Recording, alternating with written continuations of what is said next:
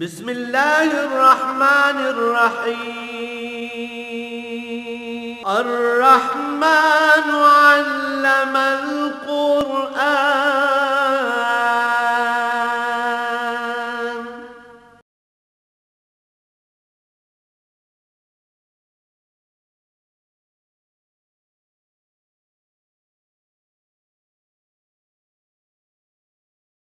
الحمدللہ رب العالمین والصلاة والسلام علی حبیبہ محمد وآلہ وصحبہ اجمعین۔ اعوذ باللہ من الشیطان الرجیم، بسم اللہ الرحمن الرحیم۔ یا ایھا الناس اتقوا ربکم الذی خلقکم من نفس واحدۃ وخلق منہا زوجہا وبث منہما رجالا کثیرا ونساء۔ اللہم سبحانک لا علم لنا الا ما علمتنا انک انت العلیم الحکیم۔ مولایا صلی وسلم دائما ابدا علی حبیبک خیر الخلق کلہم۔ اکثر احباب کی کوشش ہوتی ہے کہ نکاح یہاں پڑھا جائے، اور اچھا ہے کہ جمعہ روز کے روز رکھتے ہیں تو کثرت ہو جاتی ہے لوگوں کی بھی، اور جتنے لوگ زیادہ ہوتے ہیں اتنی دعائیں زیادہ مل جاتی ہیں۔ مسجد ہے، اللہ کا گھر ہے، اس کا اپنا مقام ہے، جمعہ کا وقت ہے، مبارک گھڑی ہے، اس کی ایک اپنی تاثیر اور اس کا ایک اپنا اثر ہے۔ یہ نکاح ہے کیا؟ شاید ہم نے اسے کبھی سمجھنے سمجھانے کی کوشش نہیں کی۔ علماء حضرات بھی کم ہی توجہ فرماتے ہیں ایسے مسائل کو بیان کرنے کی طرف، اور سامعین میں بھی کوئی جستجو نہیں ہوتی کہ کچھ پوچھیں یا اس کے بارے کوئی جانیں۔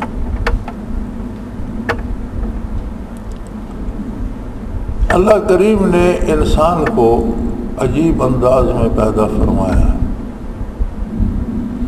ہر انسان ایک دوسرے کا حصہ ہے، بحیثیت انسان کے تمام انسانوں میں ایک رشتہ انسانیت کا باقی ہے، مومن ہوں یا کافر، نیک ہوں یا بد، بھلے ہوں یا برے، لیکن وہ ایک دوسرے سے الگ نہیں ہو سکتے۔ کافر کسی وقت بھی ایمان لا کر مومن ہو سکتا ہے، مومن بھی اپنی بد نصیبی سے کبھی مرتد ہو سکتا ہے، لیکن انسان دونوں ہیں، انسانیت کی نفی نہیں کی جا سکتی۔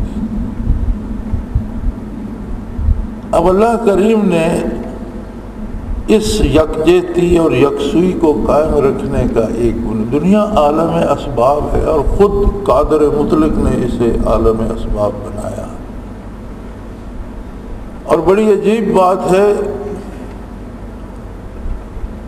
ہم جنہیں معجزہ کہتے ہیں، وہ عقل کو عاجز کر دینے والی چیز، اس کے پیچھے ہمیں سبب نظر نہیں آتا تو عقل عاجز ہو جاتی ہے، لیکن اللہ کی شان ہے سبب اس کے پیچھے بھی ہوتا ہے، ہماری نظر سے اوجھل ہوتا ہے۔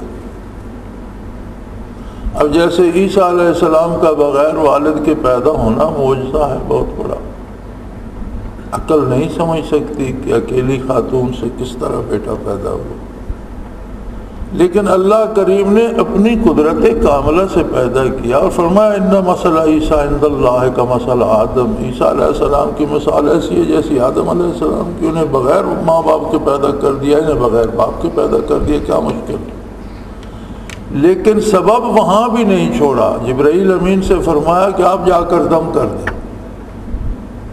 جب قدرت کاملہ سے پیدا فرمانا ہے تو اس کی کیا ضرورت ہے؟ فرمایا میرا بنایا ہوا اصول ہے کہ یہ جہان عالم اسباب ہے، میں اپنے اصول کے خلاف نہیں کروں گا۔ سبب وہاں بھی ہے۔ تو بنیادی طور پر ساری انسانیت ایک فرد کی ذات سے ہے، اور وہ ہے آدم علیہ السلام۔ یا ایھا الناس اتقوا ربکم الذی خلقکم من نفس واحد۔ لوگوں اپنے اس پروردگار کا ہمیشہ حیا اور لحاظ کرتے رہو اور اس کے ساتھ اپنا تعلق درست رکھو۔ وہ ایسا قادر ہے کہ تم جو زمین پہ اربوں پھر رہے ہو، تم سب کو، اور جو مر چکے ہیں اور جو آئندہ آئیں گے، اس سارے ہجوم کو اس نے ایک وجود سے پیدا کیا، آدم علیہ السلام سے، من نفس واحدہ وخلق منها زوجہا، تاکہ ان کی اہلیہ حضرت حوا کو بھی ان کے وجود سے الگ کیا، ان کے وجود سے بنایا، الگ مٹی نہیں گوندی گئی۔ اس کا ایک نتیجہ یہ بھی تھا کہ انسان سارے انسانیت میں ایک رہیں۔ زمین سے درخت اگتے ہیں، فصلیں اگتی ہیں، سبزیاں اگتی ہیں، دانہ دانہ بکھیرتے ہیں، بوٹا بن جاتا ہے، لیکن ان بوٹوں کا، ہم پھلوں کے درخت لگاتے ہیں، ان درختوں کا، ان سبزیوں کا ایک دوسرے سے کوئی انس نہیں ہوتا۔ ہر ایک کا بیج الگ ہے، پانی الگ ملا، زمین الگ ہے، غذا الگ ملی، وہ درخت بن گیا، وہ پودا بن گیا، وہ سبزی بن گیا۔ انسان کا بیج بھی ایک ہے، زمین بھی ایک ہے، فرد واحد سے جس کو اللہ نے اپنی دست قدرت سے بنایا، اس سے ساری انسانیت کو بنایا۔ اس لیے انسانوں میں انس ہوتا ہے۔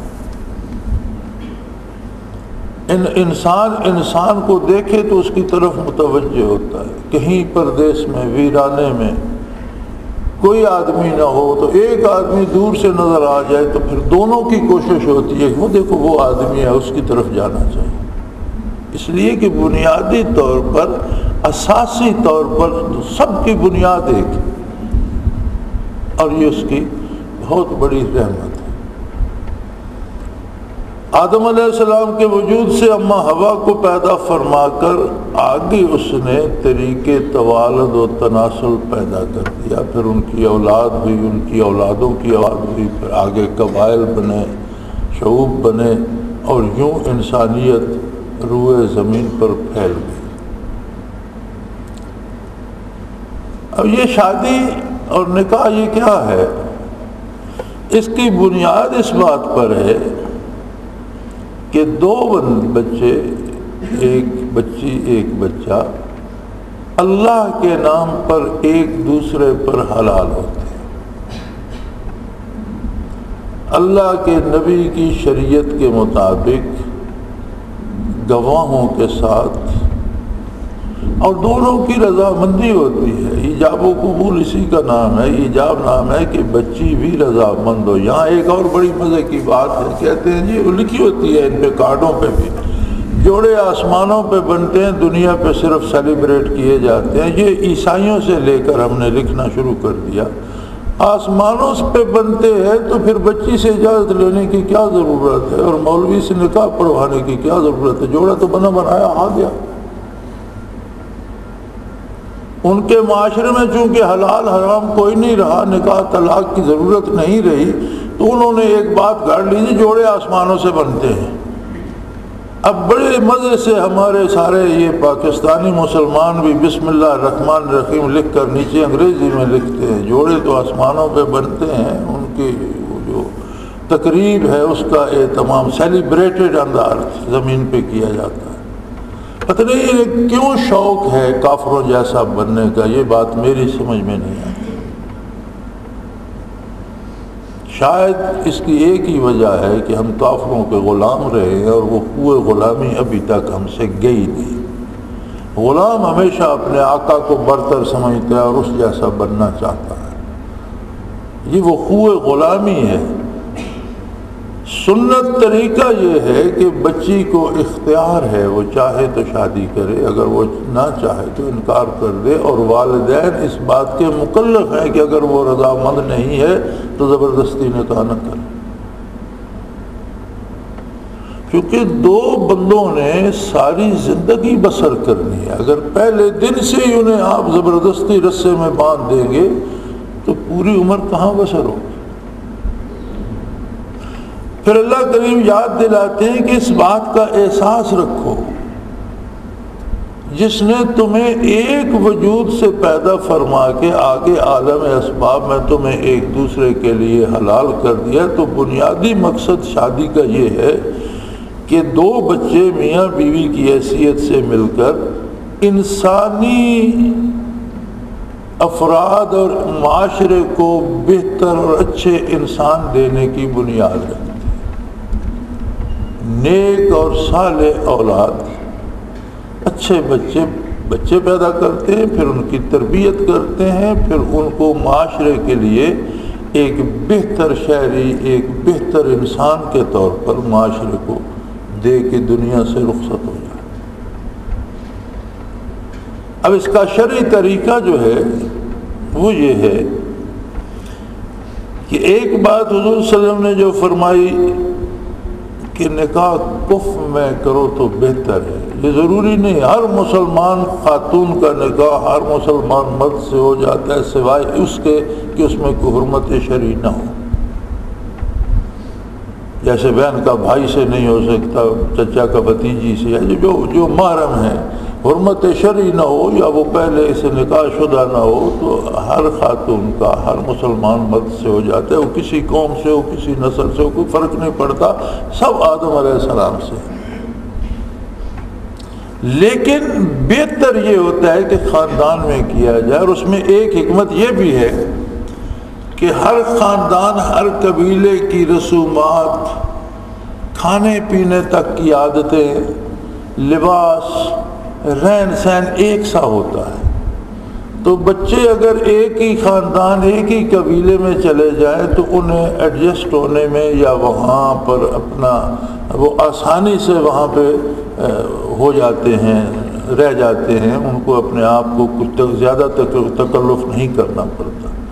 لیکن اگر آپ دور کرتے ہیں تو مختلف خاندانوں کے عادات مختلف ہوتے ہیں، کھانے کے انداز مختلف ہوتے ہیں، لباس مختلف طرح کا ہوتا ہے، میل جول کے طریقے مختلف ہوتے ہیں، تو وہاں نئے بچے کو اپنے آپ کو وہاں ایڈجسٹ کرنے میں تکلیف ہوتی ہے۔ ورنہ یہ نہیں کہ نکاح نہیں ہو سکتا، آسمانوں پہ نہیں ہوتا، زمین ہی پہ ہوتا ہے، اور حق ہوتا ہے بچی کو آپ قائل کریں، اسے سمجھائیں، اسے اس کی تفصیل بتائیں، اس میں یہ بہتری ہے، یہ بچہ ایسا، یہ سمجھائز ہے، لیکن زبردستی نکاح جائز نہیں۔ ایک اور شوشہ چھوڑ دیا گیا ہے، میرے پاس بھی بہت سے خط آتے ہیں، یہ آپ استخارہ کر کے بتائیں وہاں شادی کریں یا نہ کریں۔ یہ پیشہ ور جو ان چیزوں سے پیسہ کماتے ہیں، انہوں نے یہ چیزیں شائع کی ہیں۔ سنت طریقہ یہ ہے کہ آپ اپنی بچی کی شادی کرنا چاہتے ہیں یا اپنے بچے کے لیے بچی ڈھونڈنا چاہتے ہیں تو پہلے ان لوگوں میں دین دیکھیں کہ دینی اعتبار سے کیسے لوگ ہیں۔ اللہ اللہ کے رسول کے وفادار نہیں تو آپ سے وفا کیا کریں۔ اس کے بعد دنیاوی امور بھی دیکھیں کہ دنیاوی امور میں کیسے ہیں، باروزگار ہیں، ان کے پاس کو کھانے پینے کو ہے، ان کے وسائل کیسے ہیں، یہ دونوں چیزیں دیکھنا درست ہے۔ اگر دونوں باتوں میں آپ کو تسلی ہے بہت اچھی بات ہے، بسم اللہ، اس میں استخارے کی کیا ضرورت ہے۔ اس کے بعد اللہ کے بھروسے پہ کریں۔ آپ کے پاس کوئی استخارے میں یا کسی وظیفے میں یا کسی جادو میں یا کسی عمل میں کوئی طاقت نہیں ہے کہ وہ ان کی زندگی کو محفوظ کر سکے، یہ صرف اللہ کی طاقت ہے کہ وہ انہیں نیک صالح محفوظ زندگی دے، نیک اولاد دے، ایک اچھا خاندان بنا۔ جب شادی ہو جاتی ہے تو ذمہ داری آ جاتی ہے بچی پر بھی اور بچے پر بھی۔ یہ صفت صرف اللہ کے نبیوں کی ہے کہ وہ معصوم عن الخطا ہوتے ہیں۔ انبیاء کے بعد اللہ کے بندے، صحابہ کرام، اولیاء اللہ، علماء حق محفوظ ہوتے ہیں، اللہ گناہ سے ان کی حفاظت کرتا ہے، لیکن ان سے گناہ ہو سکتا ہے، معصوم نہیں۔ کبھی کوئی غلطی بچے سے ہو سکتی ہے، کبھی کوئی غلطی بچی سے ہو سکتی ہے، کبھی کوئی اچھی بری عادت ایک بچے میں ہوتی ہے، کبھی چھوٹی موٹی کو عادت بچی میں۔ اب جب اللہ کے نام پر وہ ایک زندگی کے بندھن میں بندھ گئے تو پھر انہیں مل جل کر ایک دوسرے کی اصلاح بھی کرنی چاہیے۔ اگر بچی سے کوئی غلطی ہوتی ہے تو وہ بچہ خود اسے ذاتی طور پر سمجھائے کہ بھئی یہ اگر تم مہمان نوازی نہیں کرو گی تو یہ تو اچھی بات نہیں ہے، مہمان آ جائے تو کھلے دل سے استقبال کیا کرو، اس کی خدمت کیا کرو، والدین کی خدمت کرو۔ یہ تمہارے بھی میرے والدین تمہارے بھی والدین ہیں، جو تمہارے والدین ہیں وہ میرے بھی والدین ہیں۔ میرے ذمہ ہے کہ میں بھی تمہارے والدین کو وہ پیار دوں جو میں اپنے والدین سے رکھتا ہوں، تم بھی میرے والدین کو وہ پیار دو جو تمہیں اپنے ماں باپ سے۔ تو یہ ایک سلیقہ ہے زندگی کو رواں کرنے کا۔ اب اس میں ایک لازمی جز ہے حق مار۔ بغیر حق مار کے نکاح تو ہو جاتا ہے لیکن اس کے نہ ہونے کا جرم باقی رہ جاتا ہے، وہ حد ضروری ہے۔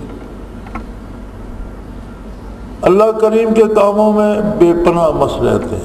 حق مار میں ایک مصلحت جو میری سمجھ میں آتی ہے وہ یہ ہے کہ بچی ایک الگ گھر میں پیدا ہوتی ہے، پلتی ہے، بڑھتی ہے، پڑھتی لکھتی ہے، جوان ہوتی ہے، تو اس گھر میں اس کا اپنا بھی کچھ ہوتا ہے۔ گھر تو والدین کا ہے لیکن یہ کمرہ میرا ہے، یہ بیڈ میرا ہے، یہ بستر میرا ہے۔ ہم کاشتکاروں زمینداروں کے گھروں میں بچیوں نے مویشیوں سے بنائے ہوئے ہوتا ہے، یہ بھینس میری ہے، یہ گائے میری ہے، یہ بچڑی میری ہے، یہ بکری میری ہے۔ جب وہ نئے گھر میں جاتی ہے تو جو کچھ والدین کے گھر میں میرا تھا وہ تو رہ گیا۔ اب نئے گھر میں وہ مہمان بن کے نہ جائے بلکہ نکاح کی شرط ہے حق مار کہ اس گھر میں سے کچھ اتنا کچھ دیا جائے کہ اس کا حصہ بھی اس گھر میں ہو کہ یہ میرا ہے۔ اس نے وہاں عمر بسر کرنی ہے، اس نے کوئی شب بسری کے لیے یا ہفتے کے لیے یا مہینے کے لیے نہیں رہنا، لہذا اس گھر میں سے اسے حصہ دیا جائے۔ یہ ضروری نہیں کہ اسے پیسے ہی دیے جائیں، یہ کمرہ تمہارا ہے، یہ سامان تمہارا ہے، یہ زیور تمہارا ہے، یہ 2 جانور تمہارے ہیں، زمین کا یہ ٹکڑا تمہارا ہے۔ کوئی چیز جس سے حق مار کا حق تب ادا ہوتا ہے کہ آپ اسے اتنا کچھ دیں جس سے اسے احساس ہو کہ میرا بھی اس گھر میں حصہ ہے، اتنے کی میں بھی مالک ہوں، میں مسافر نہیں ہوں، میرا بھی یہ گھر ہے۔ ہم خانہ پوری کرتے ہیں 5 10 50 روپے، کہتے ہیں شرعی حق مار دو، جی شرعی کتنا ہے 32.5 روپے۔ اور یہ کوئی نہیں سوچتا کہ جس زمانے میں 32.5 درہم یا دینار حق مار تھا، اس زمانے کے 32.5 دینار کو اگر آج کے سکے میں ڈالا جائے تو اس سے سارا اسلام آباد خریدا جا سکتا ہے۔ اس سکے کو آج کے سکے کی ریشو سے اگر آپ ملٹی پلائی کریں تو اتنی رقم بنتی ہے کہ شاید اس سے آپ سارا اسلام آباد خرید سکتے ہیں۔ وہ تو اس زمانے میں 32.5 تھے نا۔ اس زمانے کو سکے کو آج سے ملٹی پلائی کرے تو کیا ہوگا؟ اس زمانے میں تو سونے کے دینار ہوا کرتے تھے، 1 روپیہ ہوتا تھا سونے کا۔ تو آج سونا 30,000 پر 1 تولہ ہے۔ اس حساب سے دیکھیں تو کتنا بنتا ہے۔ ہم خانہ پوری کر دیتے ہیں اور تھوڑے سے تھوڑا بھی ہو تو بھی وہ خانہ پوری تو ہو جاتی ہے، شرط پوری ہو جاتی ہے، لیکن اس کا مقصد پورا نہیں۔ مقصد تب پورا ہوتا ہے۔ علماء حق نے اس پہ بڑی بحثیں کی ہیں اور اس کی شرح میں یہ لکھا ہے کہ کم از کم مار جو ہے اتنا تو ہونا چاہیے کہ اس بچی کے 1 مہینے کا خرچ اس خاندان کے رہائش کے سٹینڈرڈ کے مطابق۔ ہر گھر کا اپنا ایک معیار ہوتا ہے، کوئی 5,000 میں مہینہ گزار لیتا ہے، کوئی 50,000 میں مہینہ گزارتا ہے۔ ہر گھر کا ایک اپنا معیار ہے، کسی کا لاکھ میں بھی نہیں گزرتا۔ تو جو اس گھر کا معیار ہے جہاں اس کی شادی ہو رہی ہے، ان کا جو 1 مہینے کے اخراجات کا معیار ہے، کم از کم وہ ہونا چاہیے۔ یہ مناسب جو علماء نے تجویز کیا ہے اور یہ ضروری ہے۔ بلکہ بڑی خوشی ہوتی ہے اگر کوئی ایسی صورت ہو کہ املاک میں سے بچی کو کچھ دے دیا جائے. ایک دکان ہے آپ کے پاس، آپ کہتے ہیں اس میں سے 1/10 بیٹا تمہارا ہے. آپ کے پاس ایک مکان ہے، آپ کہتے ہیں اس کا 1/4 یہ چھٹا حصہ تمہارا. وہ بڑا مزہ کرتا ہے، اس کا مقصد پورا کرتا ہے کہ وہ وہاں مسافر نہیں، حصے دار ہے، مالک ہے اس گھر کی. اور جو کچھ مہر میں دیا جاتا ہے یہ اس کی ذاتی ملکیت ہوتی ہے. وہ اس سے کاروبار کرے، وہ کسی کو دے دے، وہ اسے خرچ کر دے، اس پر کسی دوسرے کا، میاں کا یا سسر کا یا ساس کا تصرف نہیں ہوتا. وہ اس کا ذاتی ہوتا ہے، وہ اس گھر میں اس کی مالک بن جاتا ہے.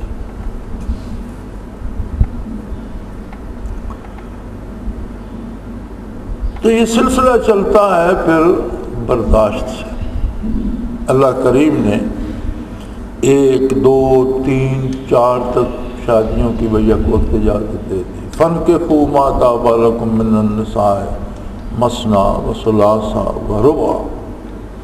اگر تم چاہو تو ایک وقت میں 2 شادیاں کر سکتے ہو، 3 کر سکتے ہو، 4 کر سکتے ہو. ساتھ ایک چھوٹی سی شرط لگا دی. یہ 4 شادیوں تک کے جواز کا تو سب کو یاد ہے، لیکن اس کے ساتھ ایک چھوٹی سی شرط بھی ہے. وَإِنْ خِفْتُمْ أَلَّا تَعْدِلُوا. اگر تمہیں یہ خطرہ ہو کہ تم انصاف نہیں کر سکو گے، فواحد، تو پھر ایک ہی شادی، پھر 2 کی اجازت نہیں ہے، پھر 3 کی اجازت نہیں ہے، پھر 4 کی اجازت نہیں ہے. اب اس نے انصاف کیا یا نہیں اس کا معیار دنیا میں نہیں ہے. اکثر تو دنیا بھی نظر آ جاتا ہے، لیکن اللہ کریم کے سامنے تو ایک ایک حرف، ایک ایک لمحہ ہے. آخرت کو حساب دینا ہوگا. نبی کریم صلی اللہ علیہ وسلم نے فرمایا کہ یہ ہو سکتا ہے کہ آدمی، اس کی 2 بیویاں ہیں، 3 ہیں، 4 ہیں، تو چاروں سے ایک جیسی محبت نہ کر سکتا.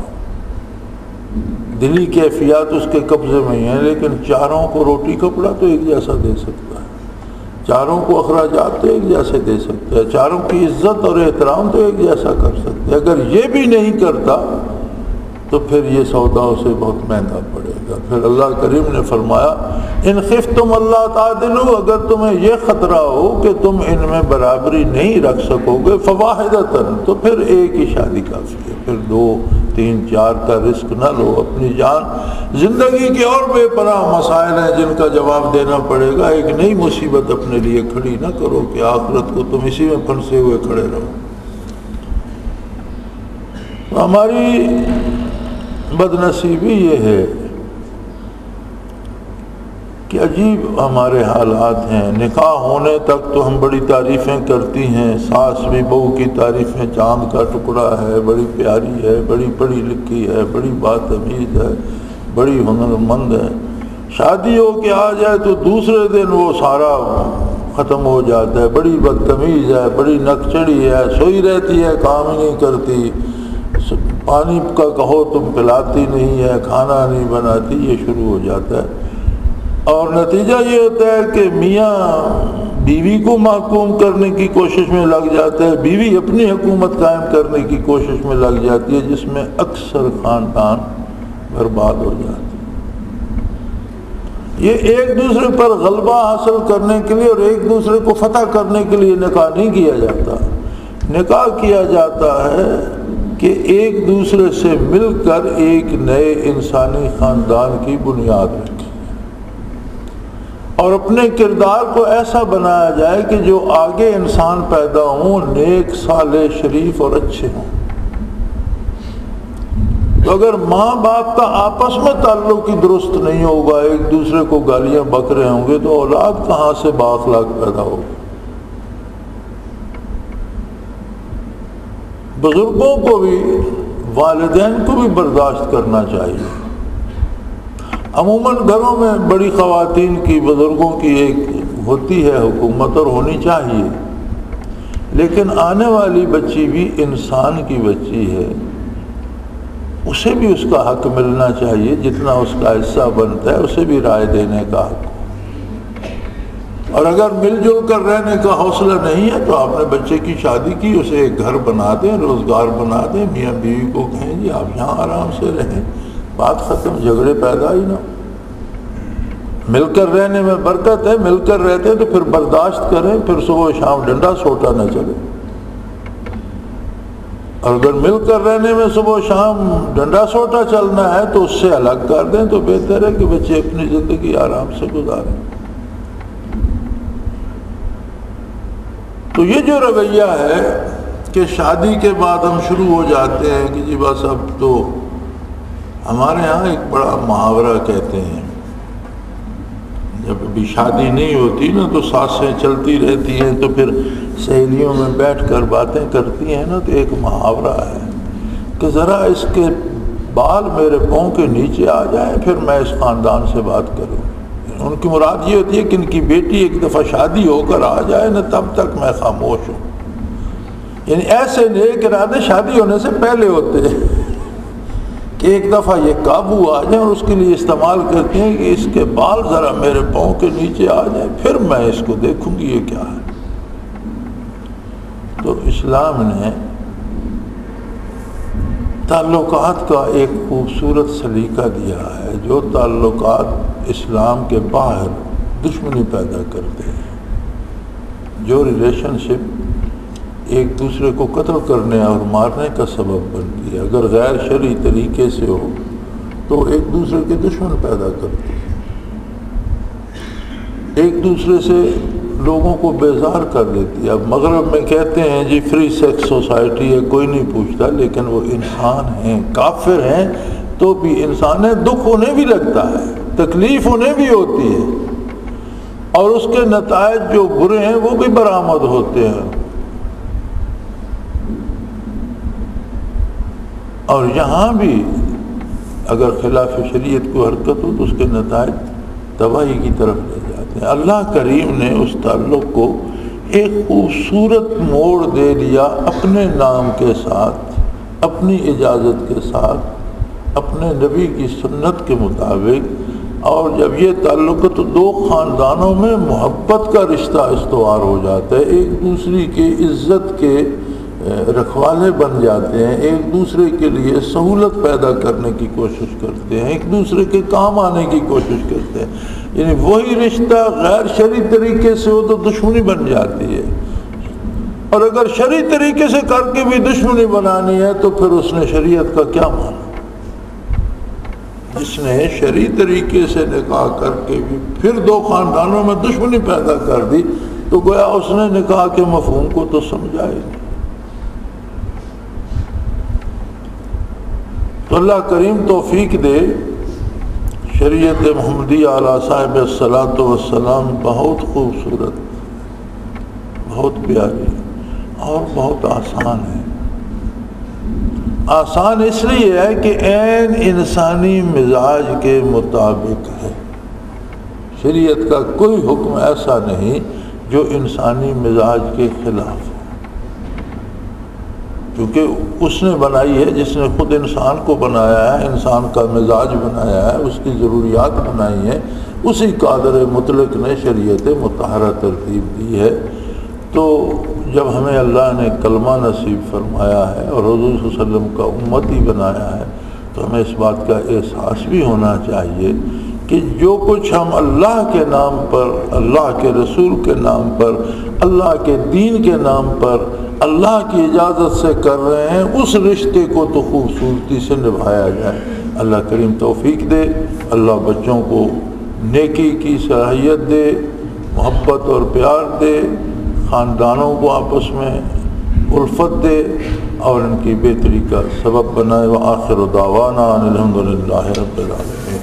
اللہ اللہ اللہ اللہ اللہ اللہ اللہ اللہ۔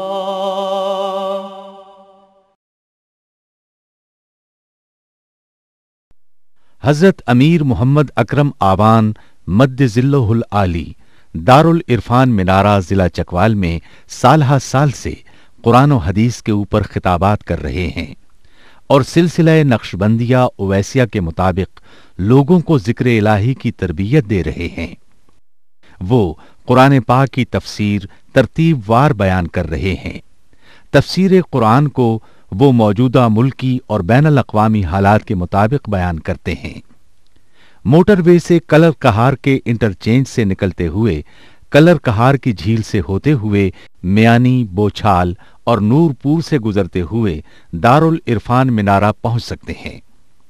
हजरत अमीर मोहम्मद अकरम आवान ने बच्चियों और बच्चों की दीनी और दुनियावी तालीम के लिए सिकारा एकेडमी के नाम से एक दरसगाह भी कायम की है, जिसका इफ्तिताह मुल्क पाकिस्तान के सदर जनरल मोहम्मद ज़ियाउल हक ने अपने दस्ते मुबारक से किया था।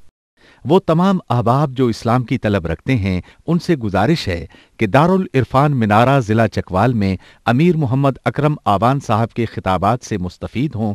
वो हर जुमे को नमाज से पहले बयान फरमाते हैं। हर माह की पहली इतवार को माहाना इज्तिमा होता है, जिसमें आप खुसूसी खिताब फरमाते हैं और पाकिस्तान के चारों सूबों से अहबाब इस इज्तिमा में शिरकत करते हैं। इसके अलावा यहाँ साल में 2 मरकजी इज्तिमात भी होते हैं, एक रमज़ानुल मुबारक में एतिकाफ का इज्तिमा और दूसरा जुलाई और अगस्त में 40 दिन का इज्तिमा होता है, जिसमें रूहानी तरबियत की जाती है। अपना खून सीमाब देकर इतना हम कर जाएंगे, नाम आका का चमन में फिर रकम कर जाएंगे।